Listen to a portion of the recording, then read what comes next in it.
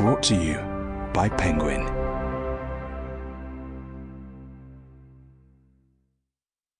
Camino Royale by Rosso Carol Kelly. Read by Rory Nolan.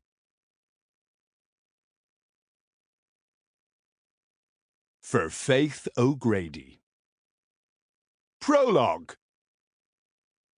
I'm an optimist. Yeah, no, famously so. When an Ireland squad is announced, I always check to see if I'm in it. Even at 39 years old. That's just how I am. Full of dumb confidence. So when Sorcha sends me a text and asks me to pop over to the house tonight after the kids have gone to bed, I instantly assume it's because she wants me back. I spend the early part of the evening doing sit-ups. Then I throw on the black Deliveroo hoodie I bought on eBay back in the day after Sorcha drunkenly confessed that one of her fantasies was having sex on the stairs with a random food delivery guy. I got a lot of wear out of the thing on our roleplay nights, which quite possibly Roe McDermott in the Irish Times magazine said were a good way of keeping a relationship fresh and interesting. Jesus, I even splashed out on a mountain bike, really committing to the port. I should give myself more credit as a husband. Sorcha was so seriously into it, even adding little storyline twists, like pretending that she couldn't find her purse and asking me if I could think of any other way she could pay for her Nando's pitted triangles with hummus and peri-peri drizzle, that I started to genuinely worry whenever she phoned for takeout and I wasn't actually home. Anyway, I threw it on me as I'm on my way out the door. As I said, an optimist. Such an optimist, in fact, that it's only when I'm taking the turn off the roundabout onto Ballinclay Road that I start to think that maybe she's not looking for sex, and what if the reason she wants to see me has something to do with her sister, still don't know her name, being pregnant and me being potentially the father? As I pull up outside the house, I actually consider taking the hoodie off, but the optimist in me ends up winning out, as it usually does, which is one of the things I love about myself. But then, as I press the doorbell, I notice her old man's car in the driveway and my heart starts to beat faster, wondering do they know. Sorcha answers the door.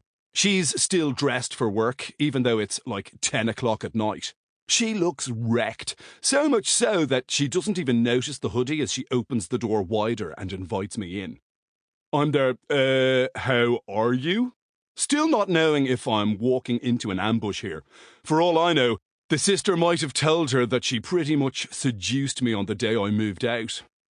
Tired, she goes, which I can see with my own eyes. You don't look tired, I go. You look amazing, in fairness to you.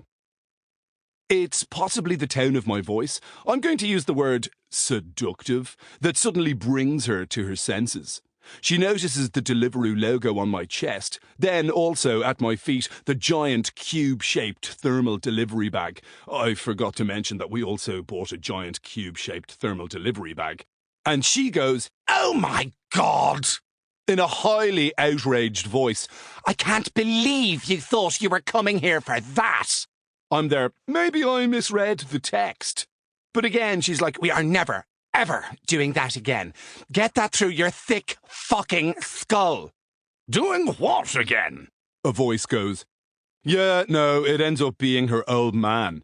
He steps out of the kitchen and stares at me like I'm a fucking fan dancer at a funeral. Sorcha quickly goes, "Nothing."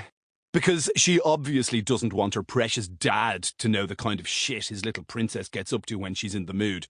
Like asking me to whisper, "Your rider is Julio," in her ear while we're doing it, and I hope that doesn't come across as indiscreet. Sorcha looks me in the eye and goes, "I don't know if you've heard, but my sister is pregnant." Shit. I'm there, "No way!" But she's like, "Yes way." And she carries on staring at me. We're talking full eye contact. I'm there, "I hope you don't think..." She's like, "What?" And she seems to genuinely mean it.